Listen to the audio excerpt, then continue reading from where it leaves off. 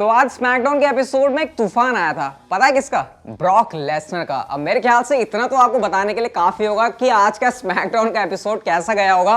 Roman Reigns and Brock Lesnar की जो feud है ना, वो और भी ज्यादा हीट अप हो चुकी है। और गाइस इतना ही नहीं, डब्ल्यूडब्ल्यूई ने सस्पेंड भी कर दिया है ब्रॉक लेसनर को। तो क्राउन जूल के बाद का स्मैकडाउन का एपिसोड आज हमको देखने को मिलता है। इतना ही नहीं, शो के ऊपर हमको टाइटल एक्सचेंजेस भी देखने को मिले। तो पूरे स्मैकडाउन के एपिसोड के बारे में हम लोग इस वीडियो में बात करेंगे। क्या स्मैकडाउन के एपिसोड में हुआ, कैसा शो हमको आज देखने को मिलता है। बस आपको क्या करना है, हर बार की तरह इस वीडियो को शुरू से लेकर लास्ट तक देखते रहना है। तो फिर देर किस बात की, शुरू करते हैं। Okay, hello chatters, my name is Rohit and you are watching wrestle chatter. सबसे पहले गाइस हम लोग बात करते हैं टाइटल एक्सचेंजेस की। तो जैसे कि आपको पता है, जो हमारी स्मैकडाउन वुमेन्स चैंपियन है बेकी लिंच, वो रॉ ब्रांड के ऊपर एक सुपरस्टार हो चुकी हैं। और जो हमारी स्मैकडाउन नहीं, जो रॉ वुमेन्स चैंपियन है वो बन चुकी हैं, वो है शार्लेट फेयर, लेकिन वो है स्मैकडाउन का पार्ट। और जो ड्राफ्ट के रूल है वो क्राउन जूल के बाद से अप्लाई होने थे, तो ऐसे में उनको टाइटल आपस में बदलना था। तो इनके बीच में उनको सेगमेंट देखने को मिलता है जिसको सोनिया डेविल ने होस्ट किया हुआ था। अब बेकी लिंच वैसे तो चाह रही होती है कि कभी उन्होंने रॉ वुमेन्स चैंपियनशिप को छोड़ा नहीं है, तो उनको बेकी टू बेल्ट्स बना दिया जाए, लेकिन ऑब्वियसली यहां पर ऐसा होना नहीं था।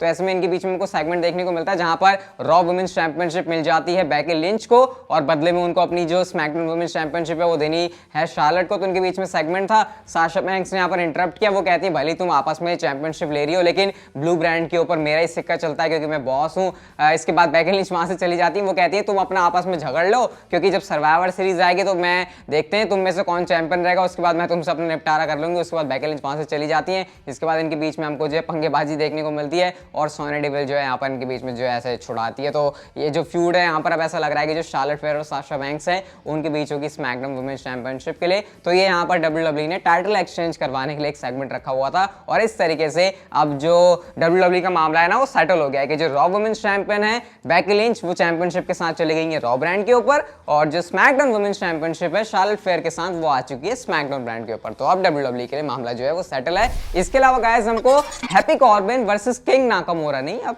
शिंजुके नाकामोरा बोलना चाहिए, इनके बीच भी एक सिंगल्स मैच देखने को मिलता है। और इंटरेस्टिंगली आपको पता है जो हैप्पी कॉर्बिन है उनकी सारी जो शुरुआत है हैप्पी होने की वो यहीं से हुई थी, जब नाकामोरा ने उनसे उनका क्राउन ले लिया था। उसके बाद से वो किंग नाकामोरा से सिर्फ किंग कॉर्बिन से बैरन कॉर्बिन बन गए थे। उसके बाद वो हैप्पी कॉर्बिन बने, फिर यहाँ क्राउन आया। तो यहाँ पर ये इंटरेस्टिंग सेगमेंट मैच था इनके बीच में, जहाँ पर मैट कैप मॉस होते हैं साथ में, और उनके साथ तो आपको पता है रिक बुक्स होते हैं। और गाइस इंटरेस्टिंगली यहाँ पर डब्ल्यूडब्ल्यूई पुश कर रही है हैप्पी कॉर्बिन को, क्योंकि इस मैच के अंदर हैप्पी कॉर्बिन जीत गए एंड ऑफ डेज लगा के।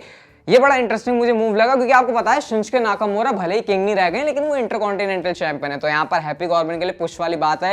ये देखकर मुझे काफी सही भी लग रहा है। और नाकामोरा इंटरकॉन्टिनेंटल चैंपियन है, ये भी देखकर लग रहा है कि इंटरकॉन्टिनेंटल चैंपियन को पिन किया गया है। तो मतलब हैप्पी कॉर्बिन के लिए कुछ बड़े प्लान्स हो सकते हैं। तो देखते हैं आगे हैप्पी कॉर्बिन के साथ क्या चीजें होती हैं। इसके अलावा गाइस हमको हिटरो का डेब्यू भी देखने को मिलता है। जैसे कि आपको पता है एनएक्सटी से अगर आप लोग उनको फॉलो कर रहे हो तो, और जिस तरीके से डब्ल्यूडब्ल्यूई ने उनका डेब्यू दिखाया है, सबसे पहले उनका पूरा इंट्रोडक्शन होता है, उसके बाद जो उनका टैग टीम मैच होता है डस्टिन लॉयर और डैनियल विलियम्स के साथ, जहां पर वो जीत भी गए। ऐसा लग रहा है कि शायद इनका लिए कुछ बड़े प्लान्स होने वाले हैं स्मैकडाउन के ऊपर, कोई मेजर टीम के तौर पर इनको दिखाया जाएगा। लेकिन क्या फैंस इनको पसंद करने वाले हैं मेन रोस्टर के ऊपर, ये इंटरेस्टिंग पॉइंट होने वाला है देखने के लिए। और कब तक डब्ल्यूडब्ल्यूई इनके पीछे एफर्ट्स लगाने वाले, क्योंकि हमको पता है डब्ल्यूडब्ल्यूई जब ऐसे कोई फैक्शन ही लेकर आती है, शुरुआत में तो उनको लेकर प्लान्स होते हैं, लेकिन बाद में फिर वो जो है कचरा हो जाती है। तो मैं उम्मीद करता हूँ इस बार डब्ल्यूडब्ल्यूई अगर कुछ प्लान लेकर आ रही है तो वो अच्छा प्लान हो, और उसको लॉन्ग टर्म के लिए डब्ल्यूडब्ल्यूई जरूर बुक करे। इसके अलावा गाइस हमको क्राउन जूल का रीमैच भी देखने को मिलता है, जो कि था मंसूर वर्सेस मुस्तफा अली के बीच में। एंड जैसा रिजल्ट हमको क्राउन जूल के अंदर देखने को मिला था, वैसा रिजल्ट हमको यहाँ पर इस मैच के अंदर भी देखने को मिलता है। और लगातार 2 मैचेस के अंदर मुस्तफा अली की एक बार फिर से यहाँ पर हार हो चुकी है, और मंसूर जो है इस मैच को जीत गए। हमको गाइस किंग जेवियर का मैच तो नहीं, कॉर्नेशन देखने को मिलता है। अब जेवियर वुड्स की जगह हमें उनको किंग जेवियर बुलाने की आदत जो है डाल देनी चाहिए, क्योंकि भाई हमारे वो किंग बन चुके हैं। और हमको उनका कोरोनेशन देखने को मिलता है, जहां पर हमारे जो कोफी किंगस्टन है, उन्होंने अच्छे से जो है उनकी ताजपोशी की, अच्छे से उनको सेप्टर पहनाया, अच्छे से उनको क्राउन पहनाया, और हमको नई चैंट भी सुनने को मिली। जैसे न्यू डे रॉक्स की थी, कौन सी चैंट लगा रहे थे वो, हेल किंग वुड्स, ये वाली जो चैंट है वो भी हमको किंग जेवियर की चैंट जो सुनने को मिलती है जेवियर वुड्स के लिए। तो यहाँ पर ये जो है काफी अच्छा सेगमेंट था। वैसे काफी फनी था भाई जिस तरीके से वो सेप्टर उठा के जो है और पीछे से उनका वो जो केप है उसको उड़ा रहे होते हैं, तो ये जो सेगमेंट है हो सकता है वो थोड़ा सा ये वियर्ड भी लगे कि भैया ये किंग बनने के बाद किंग का क्या मजाक उड़ा रहे हैं, लेकिन अगर आप लोग न्यू डे के गिमिक से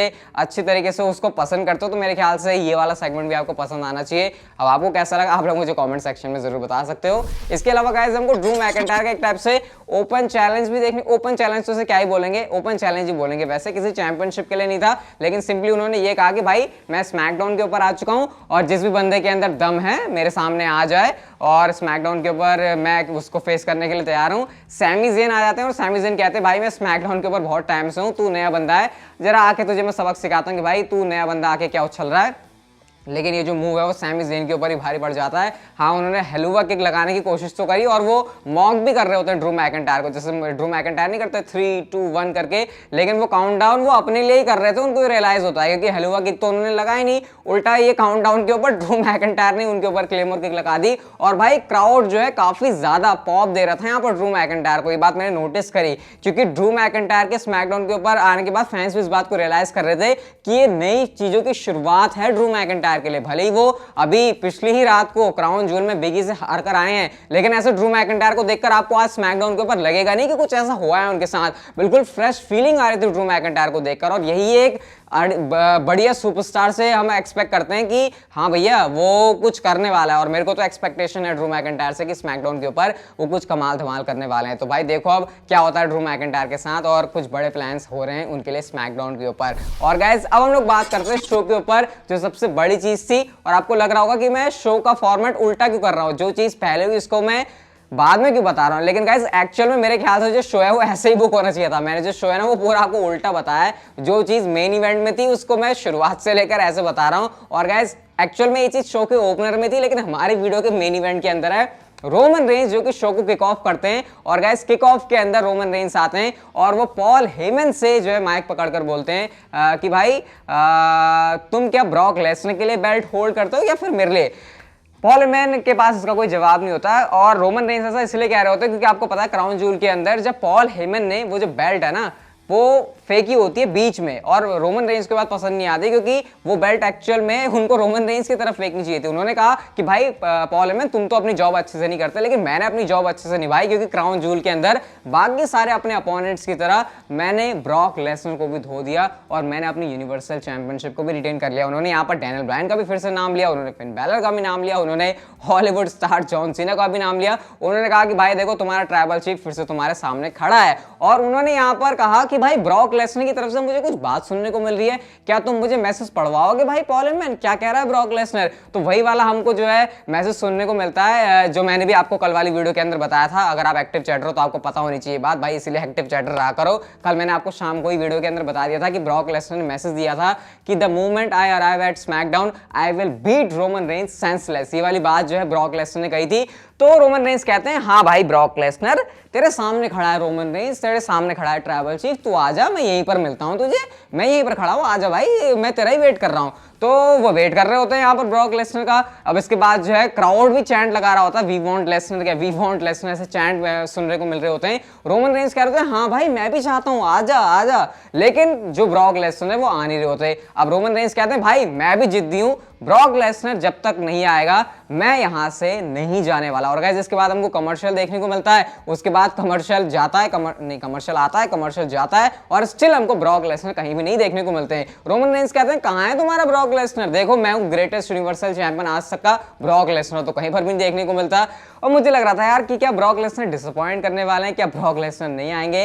एंड गाइस तभी थीम सॉन्ग प्ले होता है हमारे ब्रॉक लेसनर का, और गाइस जैसे ही ब्रॉक लेसनर का थीम सॉन्ग प्ले हुआ ब्रॉक लेसनर पॉल हेमन की तो तबाही आ गई, वो तो कोने में जाकर ऐसे गए और वो निकल लिया वहां से, उन्हें पता चल गया था कि भाई अब तबाही आने वाली है। और रोमन रेंस की आंखों में भी एक्चुअल में हमको पहली बार वो तगड़ा वाला डर देखने को मिलता है कि उनको समझ आ गया था कि कुछ यहाँ पर होने वाला है, क्योंकि सच में कुछ होने वाला था। और हमको इस बार हंसता हुआ ब्रॉक लेसनर नहीं देखने को मिला, वो एंग्री एक्टिवेटेड बीस्ट मोड वाला ब्रॉक लेसनर देखने को मिला, जो मैंने आपसे कहा था कि ब्रॉक लेसनर जब आएंगे तो ऐसे ही आएंगे। कल वीडियो के अंदर ब्रॉक लेसनर आए और रोमन रेंस को क्रूजरवेट सुपरस्टार की तरफ फील करवा दिया। आज ब्रॉक लेसनर ने क्लोज लाइन मारी उन्होंने सबसे पहले रोमन रेंस को, और जिस तरीके से भाई रस्सियों के सहारे से उन्होंने रोमन रेंस को बाहर गिराया, और जिस स्पीड से रोमन रेंस गिरे ऐसा लगता ही नहीं है भाई उन्होंने एक हैवीवेट सुपरस्टार को बाहर गिराया है। इतनी ताकत है ब्रॉक लेसनर के अंदर। उसके बाद उन्होंने स्टील स्टेप्स के ऊपर रोमन रेंस को मारा, स्टील स्टेप्स उठा के उन्होंने रोमन रेंस को मारा।